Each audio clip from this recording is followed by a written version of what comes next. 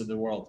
And we're now live on YouTube. Look at that. That's great. Chris, are we ready to go? Are we ready to We're rock? ready to go. We're ready to only rock. at 2:02.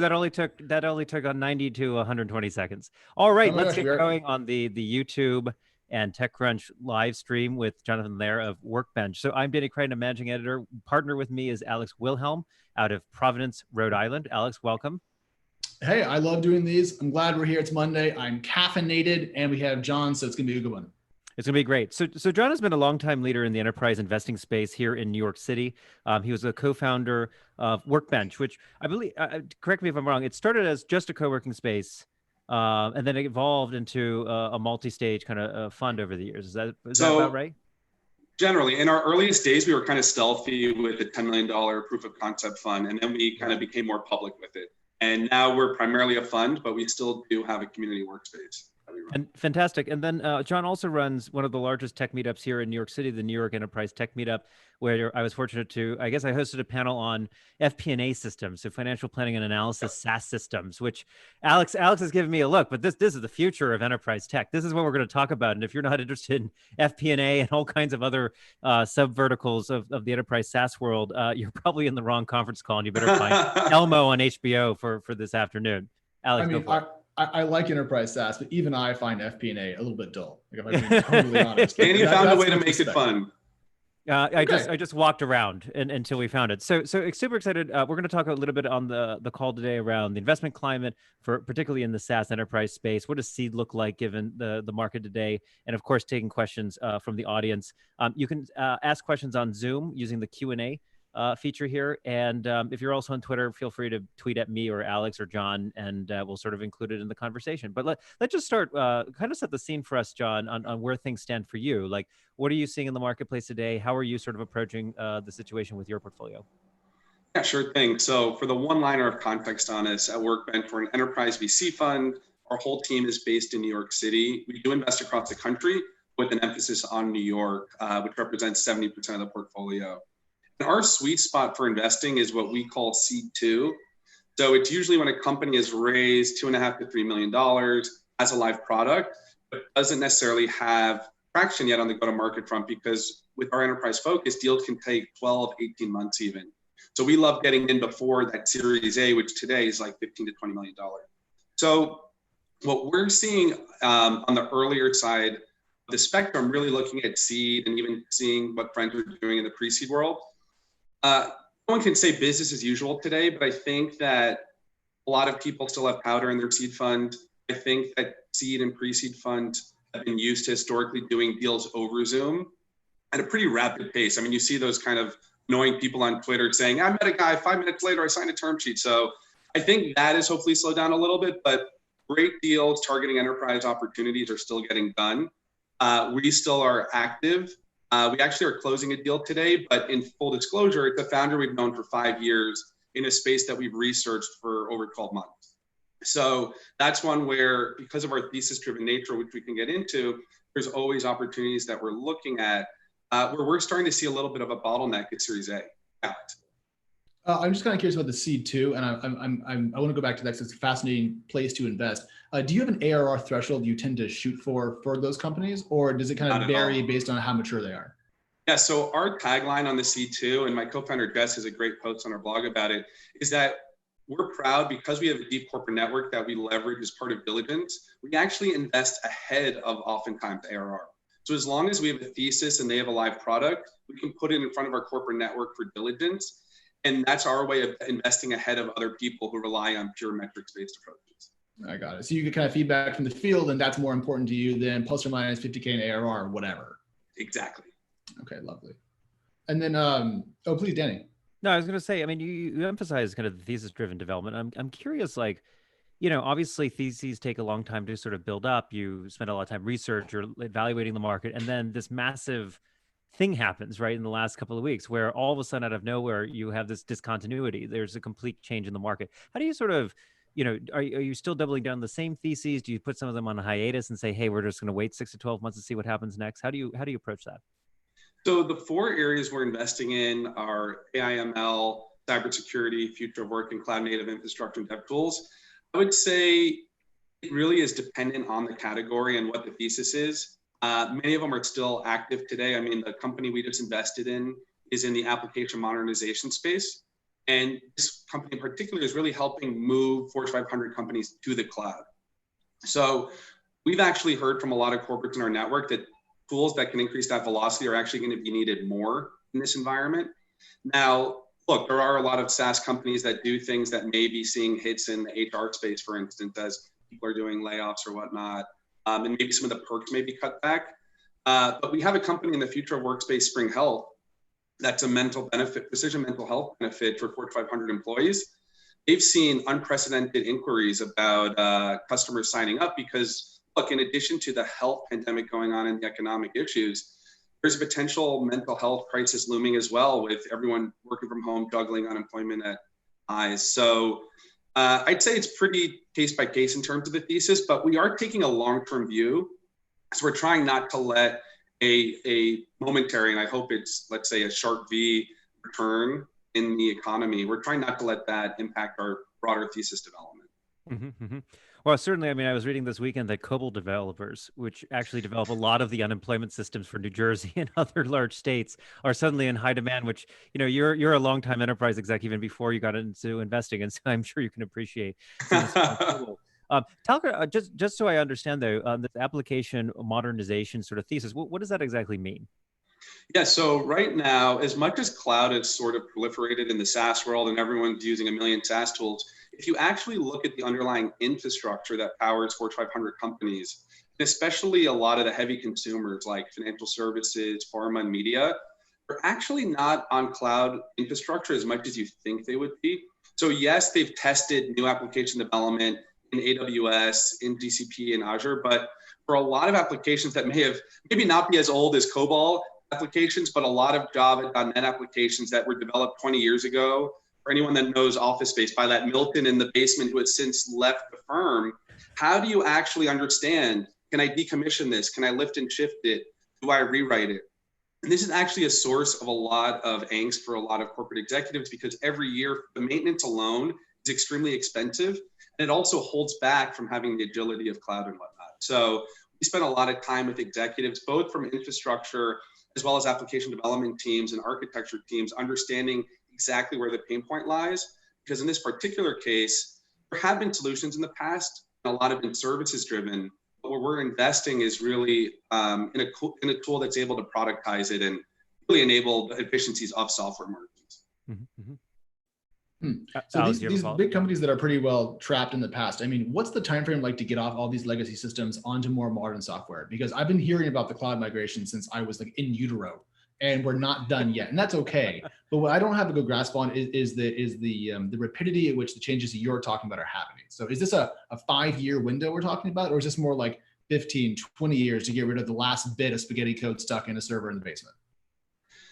So there's a lot of nuance in that. When we invest in particular, starting there, we look to understand, is there a customer base that may be on the more sophisticated end that could move 9, 12, 15, 18 months? And we try to map and understand, look, we are venture investors. Will they be able to get enough metrics for these Series A so that they can show some go-to-market proof? In the cloud question in particular, I think that call it a 5-year journey is fair for now. I mean, you have some people like Johnson & Johnson, who we know really well. Their CIO has said in the Wall Street Journal a few years ago that they were fully moving to cloud. You've got Capital One, who's known in financial services. They've been public in the Wall Street Journal and other media outlets. You do have, for instance, a lot of the top tier banks that are doing it cautiously. And they've tried to figure out, it's not really just a tech issue. It's not just some of these legacy applications, but of course, a lot is around liabilities. There's legal elements. There's different negotiations that go on. So there's even things like policy enforcement, which another of our companies does. So every layer you go deeper, you find 10 more problems. And I will say that compared to even like 2010, when I was still at Morgan Stanley, we made huge strides, because back then, people were talking about it, and honestly, nothing was getting done. We were focused on consolidating something like 70 data centers down to 7.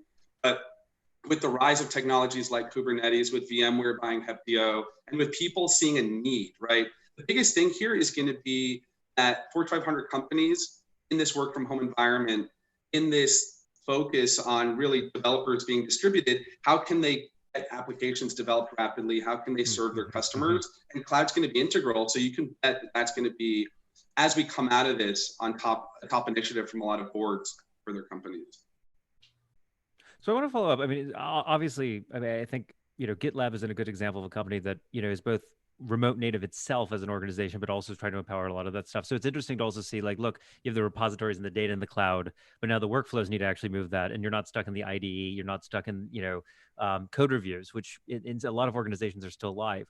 But I want to ping on the Series A block. So obviously, you're trying to set up the companies, you're sort of in the seed 2 phase. So you're not necessarily yourself metrics driven, but you are ultimately making sure that the next set of metrics driven investors are sort of showing up and being like, oh, this is great. This fits up my model or whatever.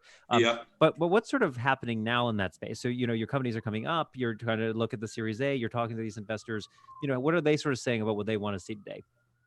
So to be candid with us, we're actually in a very fortunate position where many companies have actually come off raises in the last 3 months. A couple are going to be hitting up some of your team members for coverage in the next few weeks for raises that got done. One just got done last week, a preemptive Series B that you'll hear about soon. Another closed the end of February. Spring Health, which your colleague wrote about, closed a 22 million Series A in January. So we're very grateful, and we're in a great spot where what we're guiding them on actually is they had these huge growth plans off these Series A's and then the Series B. And right now, that war chest is actually itself powerful. So being very thoughtful and go to market, maybe not hiring X number of salespeople, but doing Y and figuring out really the pulse check of the market. There is a ton of uncertainty still in the buyer universe. We did a podcast last week with 2 Bank of America IT executives, and one of the lines they said is that you could be mission critical today and 48 hours later, things just change on a dime because of, look, they're doing SBA loans. They have more trading volume than ever. So you also have to have empathy for those environments paired with people, with their kids running around at home. So just to bring it back to your specific question, we are making sure that the metrics will be there, but we're doing it in a very thoughtful way of how they burn. But in general, though, from other companies that we speak to at the C2 stage or seed stage getting ready for an A, look, these Series A funds right now have, over the last few years, because of the SoftBank effect, a lot of Silicon Valley firms raised bigger and bigger funds than ever, deployed bigger checks, right? Series A was $15 to $20 million. So the metrics threshold actually has increased every year the last few years, but everyone expected that Series A investor expected the Series B would be right behind them 6 months later, and these crazy preempts and crazy valuations. And the growth at all costs mentality that started already getting chinks in his armor when SoftBank had those blowups in December with Ag and WeWork a few months before that. So that was kind of looming already. And what's happened is Series A's, from what we see and all the people we talk to, it's a little bit on pause. So the best deal with crazy metrics is going to get funded in any environment. Let's be real. But that is such a tiny percent of overall deals in the world. What if you're actually a really strong company and you were growing and you were using the capital like your investors told you to? Now you're ready for that Series A, and maybe a couple of big customers just lagged a little bit in what you needed. Those are candidly going to be tough conversations around what you do with your burn. And it's where a lot of the early investors are going to get put to the test, because a lot of seed funds don't have significant reserves. So what is that model going to look like? Who's going to come in and save these companies? That's going to be a big question to watch. Okay, so I agree with you on everything you said about Series A is getting larger, the bar going up, and the expectations rising for later stages. But in this new risk-off world, I have a guess, this might be wrong, that we're going to see smaller Series A's, and therefore the bar actually, ironically, might come down in some ways regarding expectations for maybe metrics or whatever, because if people are going to write smaller checks, they might not demand the same ARR thresholds or growth metrics or, et cetera, et cetera. Could you see that happening? Or do you think the Series A thresholds will remain the same and the dollar amounts will go down, squeezing founders that are looking to bring on more capital? So that is one of the things that I'm honestly watching the closest, to be candid, because the issue is also a math perspective of you've raised bigger war chest than ever if you're one of these tier 1 Silicon Valley funds. So from a pure dollar perspective, you have to deploy bigger checks to make it worth your time. Yes. An investor that has capacity for 10 boards or something like that can't have 10 boards of $2 million, $5 million checks if they were used to rating $15 to $20 million Series A rounds. So there's going to be an interesting trade-off where, sure, some rounds may do $8 million Series A's or 10 to 12. But I think structurally, there's just a lot of capital that has to figure out where to be put to work. And The other trade-off that we're seeing is that a lot of people have to focus on their existing portfolio companies. So between the uncertainty and between figuring out who's going to actually get through Q2, who unfortunately is a tier one VC not going to support anymore, and who will they double down on? Maybe we're going to see higher reserve ratios out of those bigger funds in order to support the companies that they think are still strong and can get through it. So it's something we're tracking closely, especially as these seed investors, who's going to be coming a little bit lower and who could we partner with on some of these. Well, I think that that's absolutely true. I mean, that was the sort of classic model for a lot of enterprise startups. I mean, I'm thinking more than a decade ago, but it's cheap today to sort of create an enterprise SaaS company. You have a lot of tools, a lot of leverage, a lot of scale. In the past, you would have to go 2-3 rounds with the same firm. You'd hit a milestone, you'd keep going, in either in the hardware or even in the software space. I'm thinking like, the aughts. So in some ways, it's an interesting like reflection back to what the model used to be. But I want to follow up on one question. So on the metrics, though, do you see that it's more an exchange to profitability and cash flow break even, or do you think that there's some other metrics like, I don't know, customer concentration or retention rates or other things that are sort of coming more to the fore?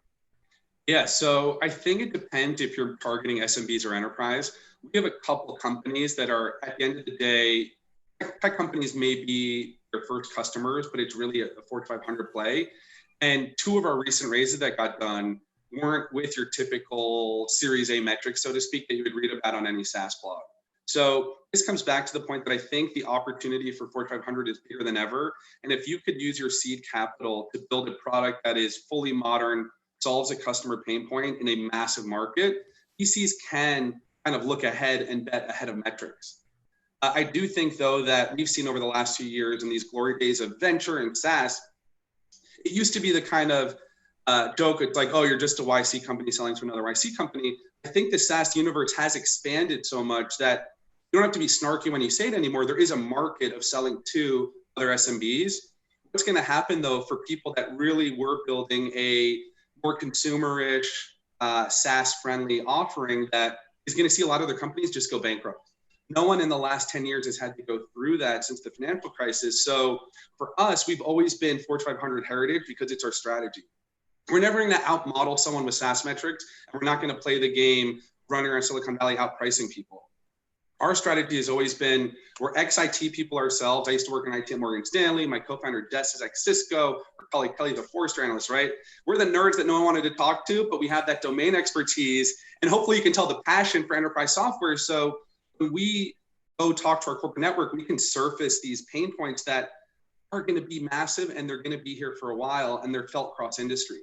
So for us, we actually will not have to change our approach at all, because that's what we've spent 7 years validating here at Workbench.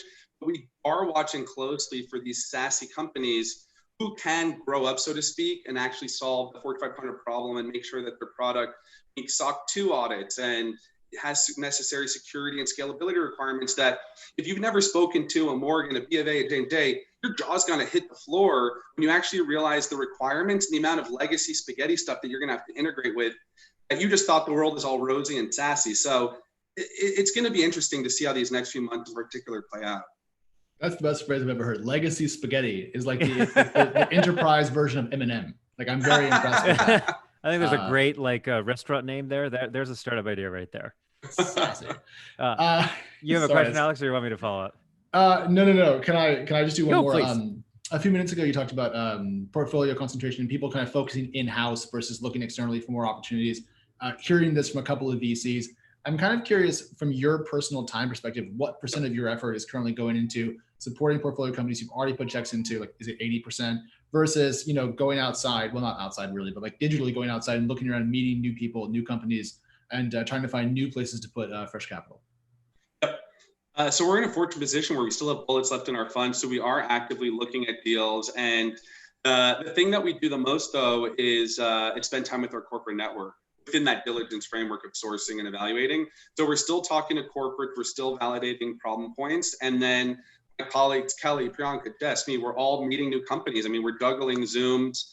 What I will say in all honesty, though, is because we lead with these theses, we're not the folks that are going to probably run to write a check tomorrow. But as we get to know companies, there are people. One company just came back to us when we met them a year ago after their seed, and they're going to be raising probably a C2 now. So we already know them in person. We know the space, and we're doing our homework right now. But to answer your question on what percent of overall time is with the portfolio, 80% is probably an accurate figure, because in general, we're pretty hands-on investors, specifically around hiring and then go-to-market support in terms of customer intros, customer back channels, helping you hire your salesperson, feeding you candidates to hire. And all of that activity persists, especially as, look, we're in an unfortunate place right now in the economy where already we're seeing a lot of layoffs occurring in the startup ecosystem. And when we can take great talent from one company and bring it to another, I mean, our friends at Fire Hydrant, which are seeing unprecedented demand because it's basically a tool for SREs by SREs that helps you with incident response to triage, especially when you have downtime. If you think people don't have patience for Netflix to be down right now, and something like critical, like a B of A mobile banking app can't be down now. So when your developers are not all in the same space and able to just talk to one another, everything from communication to the workflow becomes critical. They actually on Twitter just found somebody that was let go of a job in developer relations, just flagged it to Bobby, the CEO. Within a couple of days, he was able to make that hire. He knew the guy in the ecosystem, great person, just unfortunately was let go. So companies that can opportunistically bring on this great talent, if they have the balance sheets to afford it, and do some interesting stuff right now and position themselves for the long haul. I'm fascinated to see what the talent market looks like. I hand this baton back to Danny in a second, but like I 6 months ago, every single person was telling me we can't hire enough, we can't get enough people, we can't get the right people. Everyone's leaving. We're being poached left and right. It was this, talent, like 100 years war, and now all of a sudden, like overnight, people are now saying it's opportunistic. If you have cash, go out there. So it'll be fascinating to see who can be the most aggressive with their balance sheet that they have, if they have one, to go out there and get the best people and really lever up people-wise for the eventual return to form, because the economy, hopefully, according to my 401k, won't stay dead forever. Yeah. I'm praying for that. The hardest part, though, and I don't envy founders here, is nailing the timing. I mean, some of our companies tend to be a little bit earlier, so they do have a couple spare hires that they can make right now. But if you're a later stage company, you're making cuts left and right, and you may actually not be able to pounce on those opportunities, at least in the short term. So CEOs, I mean, they're wearing so many hats right now, and Juggler is one of them as they figure out, can we make this hire? What does it do to our burn? Are we making the right estimates with our customer return and things like that? So John, I have a question. So, I mean, you obviously work with a lot of early stage companies, and oftentimes just founders, right? Thinking about ideas and what they might work on next. So I have two questions. One is, do you recommend people to start a company today if they're thinking about it? Maybe they just got laid off, or maybe they're just, fed up with the last couple of years and they think there's an opportunity. And second, what theses or markets would you have them go to? Yeah, so one of my good friends in the New York ecosystem is a guy, Zach Smith. He sold his company Packet a few months ago. Great outcoming, great entrepreneur. Him and I were just doing a catch-up Zoom the other night, and he was so excited about the opportunity and the companies that are going to get built, frankly, up and down the IT stack over the next few years. I mean, it's not the cliche thing that everyone talks about 08, 09, how many great companies got built. It's because there was so much uncertainty in the market, so much good talent to be had, and the forcing function right now. Aaron Levy had this great tweet that a lot of these kind of digital initiatives, work from home, collaboration, et cetera, were kind of half in, half out. On the back end of this, every company is going to have to adapt, because this is what the future is looking like. So for us in particular, we're looking a lot in two key areas right now. Number one is within AI/ML. I think a lot of companies that were cool tech, looking for a use case, looking for a solution, unfortunately are just going to fizzle out. But there's going to be great data science talent that can join companies that really focus on operationalizing AI for a particular use case that can have immediate integration and immediate ROI. Really triple emphasis on that immediate ROI. And then I have an example I can walk through in a moment. But the other thing is really developer tools, right? A lot of companies now with modern developers are going to have, especially in the Fortune 500 vantage point, are going to have to bring in DevOps best practices, SRE best practices, and just kind of emulate more best practices from the cloud world. And look, this has always been done. When I was still at Morgan 2010, 11, we used to do an annual trip to the West Coast, and we met Jay Krebs and the Kafka team before they started Confluent. The reason is because in the early 2000s, banks had the biggest data processing needs, the most servers, yada, yada, the most interesting security requirements. But you fast forward into the 2010s, and web scale giants actually overtook them. The security issues that Google has to deal with, I'm sure, are like more severe than any bank on earth. right? The scalability challenges of your data infrastructure in that LinkedIn example taught us things about streaming.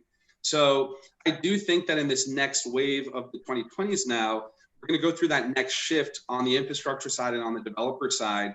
And this pandemic is unfortunately a forcing function. So the caveat is that the tool will have to integrate with these legacy environments. I don't think you can go full cloud from day one, but the folks that are kind of OG enterprise, or at least come with empathy and understand how can I build there and solve these big pain points, are going to find huge budgets and very sticky customers. So it's kind of a yes to the question. Like, if you go out there and do this, there are good places to do it, and that's one of them. But I'm going to be rude and go all the way back to the beginning. You talk about theses that you have, or theses. I don't know. Is it theses? Thesi? Is it like cacti? I like to say theses. I like theses, but it sounds really bad.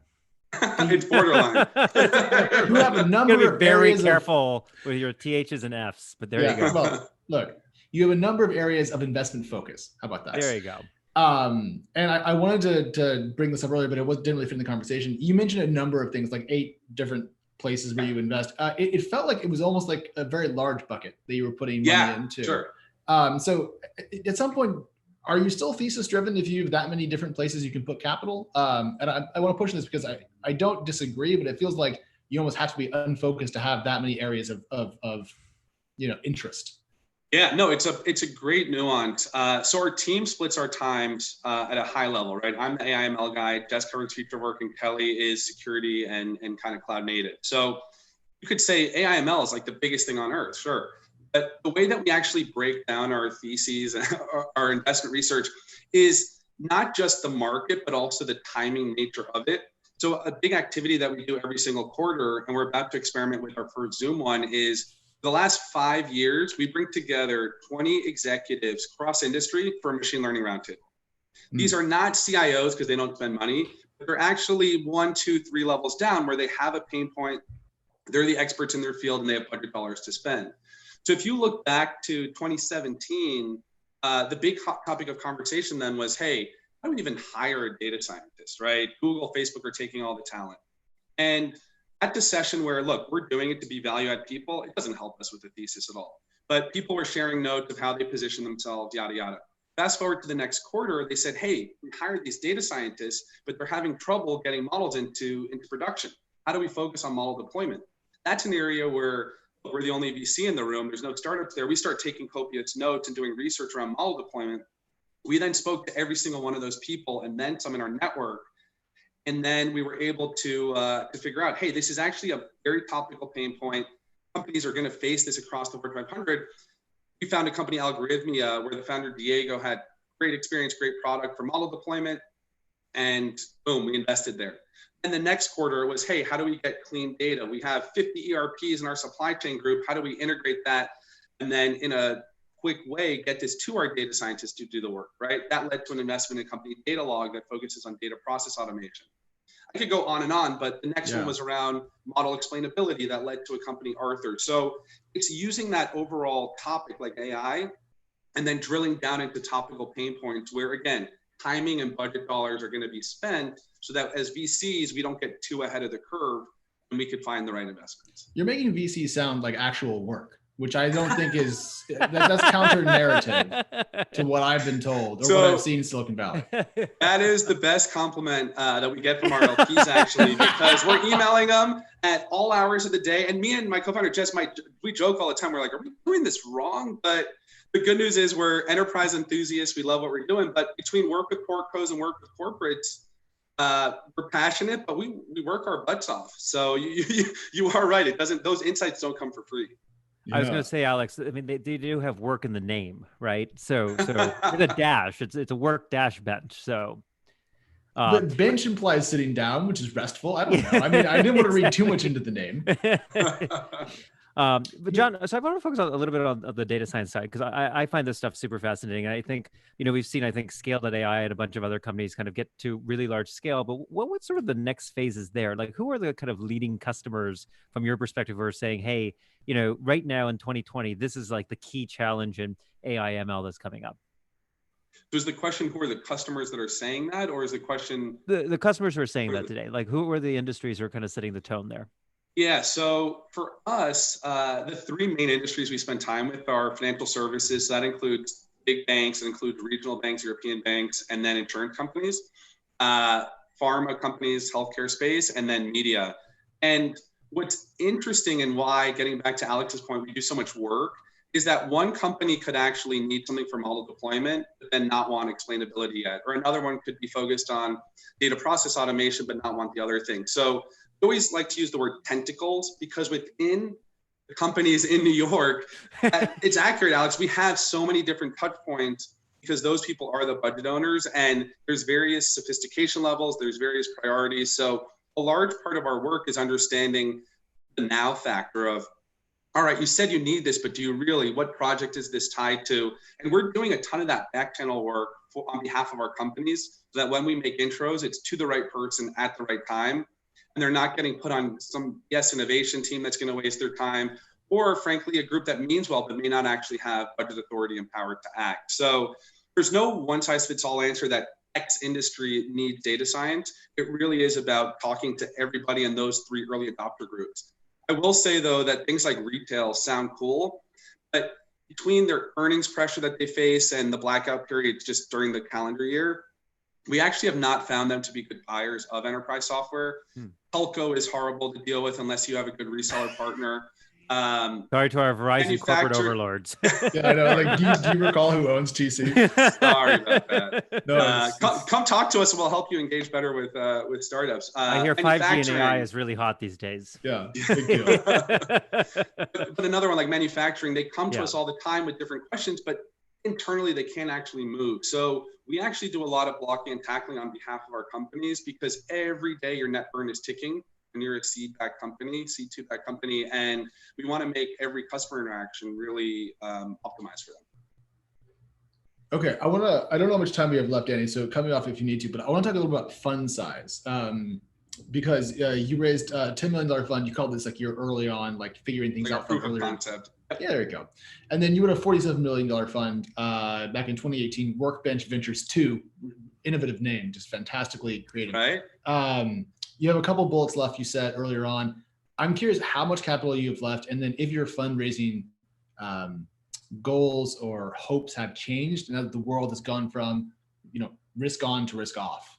Mm-hmm. So to clarify for all the entrepreneurs out there, we have several investments left that we can do in this fund. So we're fortunate that unlike other VCs that we've seen deploy like 12, 18 months, we really take our time and we have a pace that we do something like 5 deals a year, whether it's good times or bad times. And we do like a concentrated portfolio, but ample powder. And then we do reserve follow-on. When you ask about our fundraising, so right now we're not, it's hard when you ask a VC that because there's all these regulatory issues of what you're allowed to say publicly, but it doesn't change our plans for the future because me and Jess, we're very lucky that we have a stable team, which in today's environment, you don't see a lot. We've been focusing on this very focused strategy for almost 7 years now. So we've really just been kind of putting in the work and building to make this a franchise for our lives that will last many funds, right? We're not thinking just 1, 2, 3, but we're thinking 5, 6, 7, 8, 9. And the cool thing behind the scenes is when we launched in 2013, if you said enterprise in New York, you got blank stares. Mongo is still early days. You fast forward, Datadog's IPO kind of capped off a great year for us where we passed 10 billion in aggregate external VC financing into our ecosystem of our narrow view of enterprise startups. And then you started off January with my friend Dimitri at Big ID raising another 50 million 6 months after his last one. We had Amir from SciSense at the Enterprise Tech Meetup in February before COVID really hit bad. And he had just come off the 100 million raise. So New York is better than ever. Building next to your customers is more helpful than ever. And we think the prospects of enterprise New York and all those factors just bode really well for our ecosystem in the long haul. So your next one's going to be bigger, is what I just heard. I'm going to summarize that down. There's good prospects in the world right now. No, I mean, why not? I mean, if your thesis is that that's stable and your view of your local ecosystem is that strong, I mean, it sounds like you might put 60, 70 down instead of 47 next time. I mean, wouldn't hurt. Rounds aren't going to get smaller forever. So. So we are coming up on our time, but John, I want to bounce back to you. Obviously, we hear sort of the same themes. Everything's kind of coronavirus related, and I'm curious, like, what are some of the things that people aren't seeing in the market that maybe because you're closer to customers or you're closer to the revenue sources, what are you hearing that's maybe a little bit out of sync with what some other, the Twitterati are talking about these days? So there is the sense that there is uncertainty out there. So I do think budgets will be deployed slower. But like I shared a few of these examples already, that any tool that can increase a 4500 velocity to cloud is going to see acceleration in its need. There's the obvious around collaboration. I will say collaboration could be a tricky one because whether it's Zoom or Microsoft tools that get used and everyone's on Slack, what white space is actually out there that a 4500 will actually use is going to be an interesting one versus an SMB tool. So I would just caution people to be very thoughtful in their customer research they're building in that space. A lot of stuff in the DevOps tool chain that is related to the cloud stuff. And then I do think that as people are doing more with less, getting back to my previous point that I didn't fully spell out before, operationalizing AI. So Alex, this is another one similar to your FP&A kind of snoring reaction, compliance software. Right now, we have a company, Merlon Intelligence, that brings AI and NLP to new customer opening for, and specifically the focus on negative media screening. This is an area that while I was at Morgan Stanley after the financial crisis, all banks basically hired a gazillion, an actual technical term, compliance analysts, and they spent a ton of money on it. What this kind of software lets you do is it's focused on NMS and it's focused on, again, these compliance analysts, it's a workbench that reduces false positives by 80%. So right there, instant cost savings. We have a company, Alchemy, that provides a data inbox for asset managers. You would be shocked at how many people in today's enterprise workflow and financial services get an email, copy and paste data, and put it somewhere else, right, into another system. They have used their domain expertise in financial services and built what they call a data inbox. And Ron actually wrote about it maybe like 3 weeks ago when they announced their financing. And they launched off just their seed capital. They launched with a partner, SimCorp. It's a public company in Europe selling into the asset management world, right? So they've been so efficient with their burn because they know the problem and the ROI is instant. So they have more banks than ever coming to them because if you can bring automation in a normal environment, people's jobs are on the line. So people get a little scared of how you sell into that. Right now, if you can help someone bring efficiency and cut costs, you're a hero. So we're looking actively in other areas within AI/ML in vertical use cases where you have the domain expertise, you can deploy immediately, you can maybe test with public data instead of needing access to their sensitive data, because that does for a 4500 raise the bar in terms of sensitivity data that they'll share and what kind of requirements they would have on a POC and whatnot. But the name of the game is speed right now. Can you deploy quicker and can you come with ROI stories from perhaps other customers? And if it's the first customer, figure out an angle that's going to really sell them. Awesome. I will say it's amazing to hear dev tools because I just looked it up. So in August of 2014, I had a piece on TechCrunch called "Will Developer Tools Startups Ever Find Investors?" And I think this is the classic law of like Beveridge's law of like questions and headlines, but eventually the answer is true in the asymptote. And 6 years later, clearly people are still really excited about that space and it's going to do super well. Alex, any other things before we close up here? John, if you can give me like the soundbite answer to this, so I don't get in trouble with our producer for going too long, but I wanted to sneak one more in. Back in February, Andreessen Horowitz did a blog post about AI startup gross margins and how they were going to come in a little bit under SaaS. I've been working on this in the background because I love me some gross margin stuff because it's my favorite bit of the kind of startup world. Some VCs said yes, that Andreessen was right, that AI-focused startups will have lower gross margins just due to compute costs and a couple of other inputs that go into COGS. Some didn't agree with that. I'm curious, given your focus on these types of companies, if you see gross margin improvement over time for AI-focused startups, and if so, if they can kind of break into the SaaS-ish GM section and therefore earn the same revenue multiples and valuations. So the soundbite answer is it depends, because the infrastructure ones selling, you have infrastructure ones that can operate like SaaS, but if you're talking mainly about the vertical ones, like more an application, I would say you don't need to necessarily compare them to SaaS. They'll be their own beast. And yes, they use services to grow. But if you can do that for 4,500, you will become so sticky and the contracts will grow so big. Then over time, you can build very sustainable businesses. Okay, that's exactly a soundbite, and I'm out of time. Thank you, sir. Thank you, Alex. And John, thank you so much for joining us today. Really appreciate the time. Jonathan Lehr of Workbench, that is work-bench, and I believe it's work-bench.com, if I'm correctly. And then you are, do you say Fendien? Is that sort of how do you say it? So Fendien on Twitter. Also runs the New York Enterprise Tech Meetup here. Jonathan, thank you so much for being here. Thanks for having me. This was a lot of fun, guys. Appreciate it. Thank you. Oh, I guess we're done. Okay, bye. Cool. Thanks. Bye.